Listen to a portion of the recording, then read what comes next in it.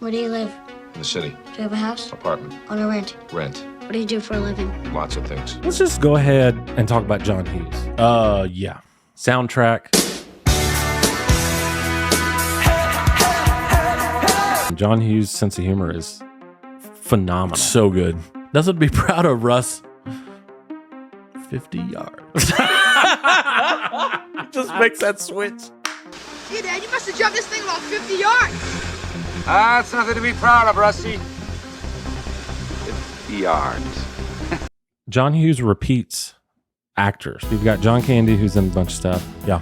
Molly Ringwald's in a bunch of stuff. Mm-hmm. Anthony Michael Hall is in a bunch of stuff. Yeah. The Ferris Bueller house was a real house, and I have been to it. Oh, yeah. I looked at the address, went there, saw the house, and I was like, oh my God, dude. That's awesome. I think the paint job is different now. Like maybe the shutters are different color, but Sure. That's a good one. life moves pretty fast. You don't stop. If you don't stop and look once in a around while, every once in a while, you could miss it. you could miss it.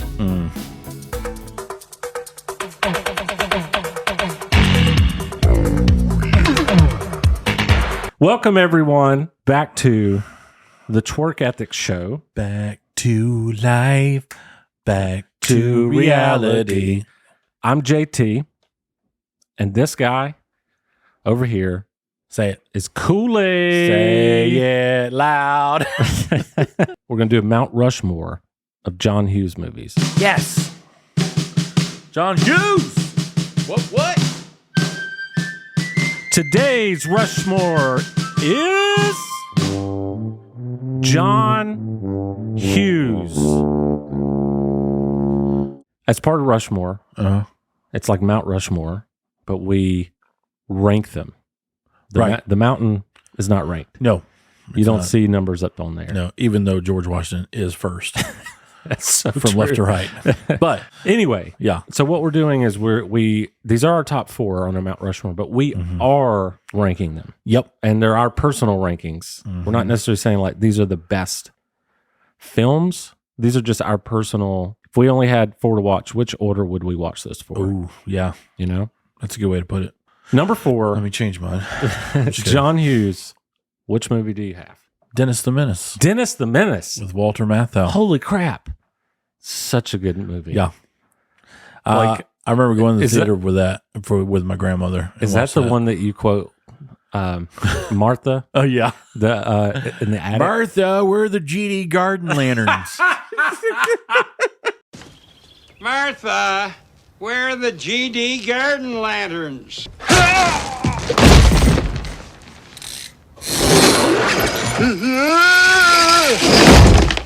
What a weird quote. Random. So random. Martha, where are the GD? Dude, Christopher Lloyd in that movie Oh, my gosh. as the homeless guy with the Yep. beans. So funny. Gosh, I want to watch that movie now. The thing I either. remember the most is the marshmallow.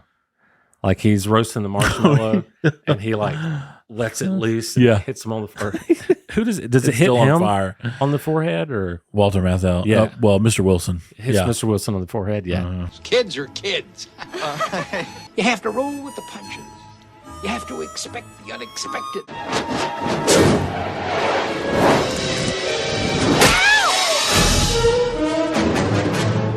Actually, the funny thing is, the director of that movie, Nick Castle, a.k.a. Michael Myers. Really? That's amazing. Yes. My number 4 is a movie called Uncle Buck. Oh, yes. Because John Candy. well, first and foremost, the intro to this episode was the song that plays at the end of the movie. That's right. And another thing I would say about John Hughes is the soundtracks were everything. Oh, dude. Like, Well, dude, speaking of, like, because you and I are musicians. Yeah. Like, sometimes the music makes the movie. totally. Like, Jurassic Park is a great movie, but without that soundtrack, not as good. Yeah, and it's like it not only adds energy, it actually sets the tone of the movie. Because like Jurassic Park, you need epicness from the dinosaurs and all that kind of stuff. Yep. And Exactly. same with like Superman and whatnot. But like, Yeah. John Hughes has a tone, like his movies have a tone, and so he always has these like really quirky songs in the movies that just totally set the tone. John Hughes repeats actors. Mm-hmm. You've got John Candy, who's in all From the Chicago area. Yeah. You've got John Candy, who's in a bunch of stuff. Yeah. Molly Ringwald's in a bunch of stuff. Mm-hmm. Anthony Michael Hall is in a bunch of stuff. Yeah. Some of my favorite parts from Uncle Buck, you probably got some too. The mole scene where he's visiting the vice principal or whatever, Yeah. and he sees the mole in her face, and he introduces himself. He's like, "Buck melanoma." Dude. What's the girl's name?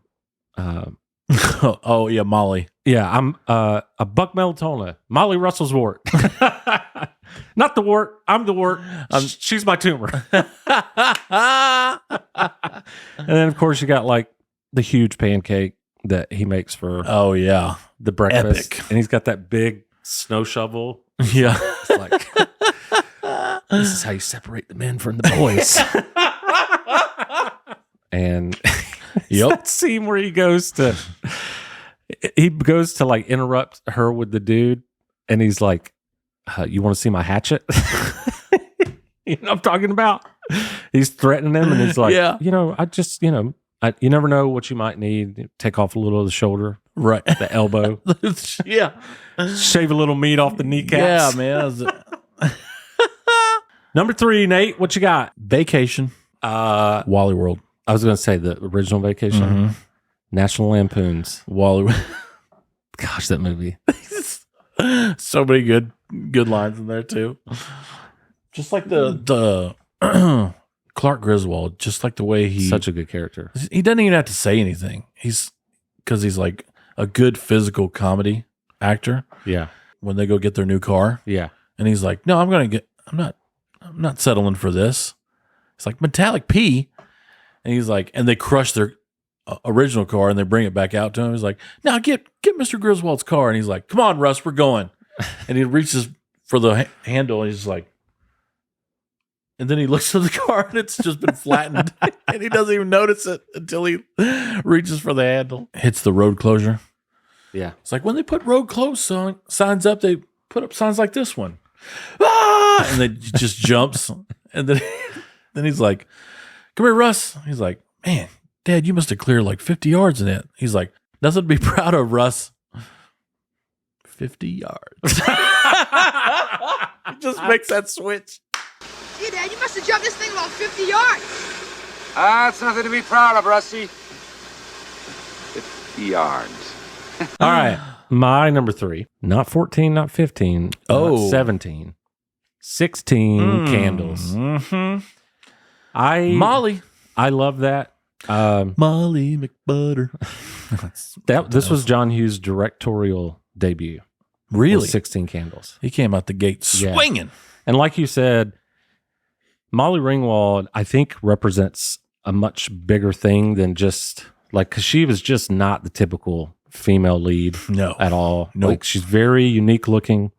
Yep. Her character is very like honest and Yeah. like strong, and it's so different. It's like cute, but not like hot. Yeah. You know? Yeah. Like she's like, "Oh, she's cute," but that was never like the lead role, especially back in those Yeah. days. And her character was very complex. Mhm. It was Yeah. just so well done. Yep. To me, this is maybe the best teen movie Yeah. because again, you felt like you knew like some of the stuff. It's like, I know exactly what that feels like. Mm-hmm. I've- Oh yeah. for I've sure. been in these situations. I know what Yeah. it's like, these social things. And you feel Yep. like high school is forever. Oh You just yeah. feel like high school is like, Yep. I die here. Yeah. You know, like I have peaked. But- So if you want to, kind of feel what it's really like to be a teenager, like this movie just nails it. I just love this movie. I love For the sure. soundtrack. I love so many personalities. I love the rawness of it. That's Yeah. the other thing. It's real. Yeah. You know? Yeah. I'm sure some of these things make you like looking back, it makes you feel uncomfortable, but it's like, dude, that's what the 80s were. Yeah. And you're going to have to deal with that. For sure. Like, that's just what it was, Mhm. and I don't know, you just kind of love the rawness of it. Yeah. Yeah. It's great. Oh, dude. All right. Yes, sir. Number 2, John Hughes, Repeat. Uncle Buck Uncle Buck. is my number 2. His back and forth with Macaulay Culkin. Oh, the like quick banter. The quick banter, yeah. Gosh, I wish I remember half of that, but it's so fast and there's so much to it. So funny. Where do you live? In the city. Do you have a house? Apartment. Own or rent? Rent. What do you do for a living? Lots of things. Where's your wife? Don't have one. How come? It's a long story. Do you have kids? No, I don't. It's an even longer story. Are you my dad's brother? What's your record for consecutive questions asked? 38. I'm your dad's brother, all right. But yeah, I think Macaulay was like 6 Wow. at the time. Maybe even younger. He was He was really, really young. Just going back and forth with John Candy. I can't even imagine being in Macaulay's shoes and just going back and forth with this Legend. big man and just so funny. Well, the thing I just, like I said earlier, that I remember the most is the evolution of his character. He went from like this guy that you're like, he's a loser, to a guy that you truly respect because he's a good person. Yeah. And he truly comes, like, You're pulling for him. when the hard thing is there and he needs to do the right thing and be there for his niece, he does. Oh, yeah. He shows up. For sure. And like, it makes you just like, She wants nothing to do with him yeah. at first. But when everything fell apart, Yep. she wanted Uncle Buck. And Yep. and he was there. He was there. It's just, so good. Boom. So good. My number 2? Yes. My number 2, here's a hint: bacon and eggs, pancakes, The Breakfast Club. Oh, nice. Man alive. I don't know why that took me so long. So, The Breakfast Club is one of my favorite movies of all time. Yeah. Again, soundtrack. Again, real characters. Yep. My favorite quote that I've quoted for a very long time is, I might misquote it, but the gist is, we're all pretty bizarre. Some of us are just better at hiding it. I like that. And it's so true, man. Like, Yeah. we're all a bunch of weirdos. It's just some Yeah. of us have perfected the outside a little bit more. Right. And that was all during the scene where they were like doing this heart to heart and sharing everything. And that whole scene was improvised. Have you seen Breakfast Club? It's been a while, though. That whole scene where they're like sharing their dark secrets, Oh. all improvised. Oh, wow. Dang. What's the guy's name? I think it might be Emilio. Emilio! Oh, yeah. He's the one that says that quote. Oh, okay. It's like, we're all pretty bizarre. Some of us are just better at hiding it. And it's like, Wow. And A real moment. 16 Candles and Breakfast Club is one of those things where you're like, as a teenager and your early 20s, man, you're really just trying to find yourself. Yeah. Oh, And for sure. And this movie kind of helped illustrate what it's like to go through that. It's tough, like being Yeah. a teenager and the dating scene and, the conflict with your mom and dad. It's like you love them, but it's like, I'm trying to break out of this piece. Yeah. Like, for sure. I got to be an adult. Yeah. And like, there's just a lot of variables, and I don't know. They just did such a good job. Yeah. Yeah. You You talk about multiple personalities in that film, big time. Yes. I mean, that's one of the things you had to deal with, and you still deal with when you're a teenager. It's just like, am I supposed to be like this? Yeah. Should I just keep being like this or whatever? So you just got to find your identity and find your place in this world. Michael W. Smith. My place in this world. They're all dancing on that little rail. There's like a little banister, and they're like, dancing, and I'm like, this is just. Were they in a library? Yeah. Okay. Yeah.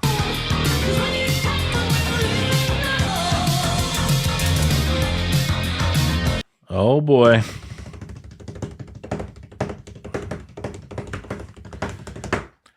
What is your number one Numero John Hughes movie? uno. The Great Outdoors. God, that movie's awesome. John Candy has taken both pole positions. Wow, dude. Me and my brother were actually quoting that the other day, and because we were out, where were we at? We were just swimming in the pool or whatever, and we were talking about the lake. And he's like, "Yeah, I'm going to name my boat Suck My Wake."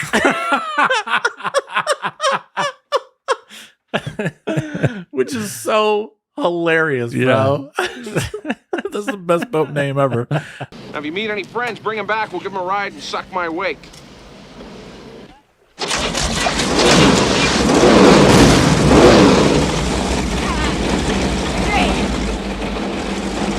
You got it in neutral. Okay. You got it. It's in neutral. You gotta put it.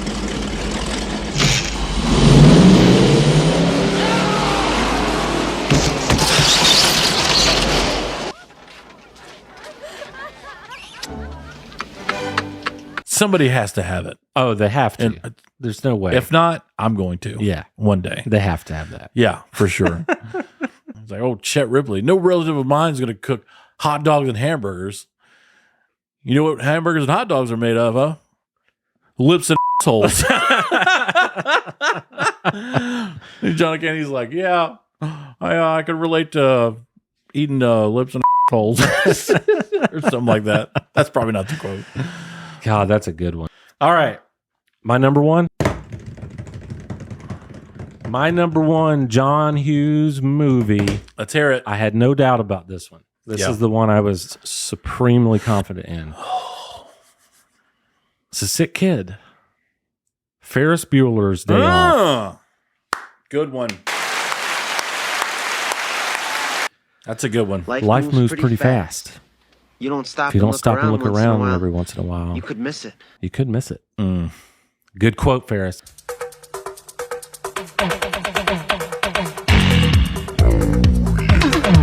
Probably. I think the thing about that movie is every time I called out sick, I watched that movie. Oh, okay. So there's that. Yeah. Makes There's sense. something about that guy that you just kind of wanted to be him. Oh, yeah. He just had this like confidence. Nothing Through ever the roof. He didn't have the same struggles as I did. No. You know, and he just like he just had such an adventure that whole movie. Like, Yep.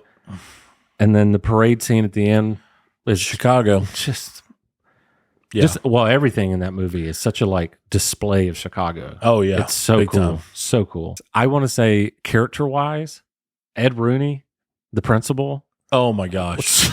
so funny. Hilarious. And then Grace, the secretary or whatever she was. Yeah. This is my favorite kid, or my favorite kid. It's my favorite part. Ed Rooney goes, I don't trust this kid any farther than I can throw him. And Grace goes, well, with your bad knee, Ed, you shouldn't throw anybody. It's true. Yes. Oh, my gosh. And then what was the quote where she's like, talks about how great she is, or he is. She's like, he's a really righteous dude. Oh, yeah. Righteous dude. They think he's a righteous dude. The Ferris Bueller house was a real house, and I have been to it. Oh, yeah. I looked at the address, went there, saw the house, and I was like, oh my God, dude. That's awesome. I think the paint job is different now. Like maybe Yeah. the shutters are different color, but Sure. it was the Ferris Bueller house. And I was like, Wow. wow. All right. You know? Dang. Yeah, dude, this movie, I just, every time this movie's on, I'm going to watch it. Mm-hmm. Every single time. No, It just, it's a good one. just makes me so happy. Classic. Honorable mentions, my friend. Yes. I'll go first. All right. Home Alone, Pretty in Pink, Planes, Trains, and Automobiles. Oh, dude. All right, what about you? A couple of repeaters. Planes, Trains, definitely. Weird Science. Mr. Mom, Flubber, and Beethoven. Nice. I love Beethoven. Well, like I said, in summary, I love John Hughes so much because he makes me feel really good. Like when I watch the stuff. All of his stuff is so familiar. Like I said, Christmas, Thanksgiving, vacations, Yeah. being a teenager, like all this stuff, you totally relate. It's real. The dialogue is Yeah. real. The music is great. It's just the evolution of characters. You root for them. It's just beautiful For stories. sure. He's just brilliant. Yeah. It's the Twerk Ethics Show. It's the Twerk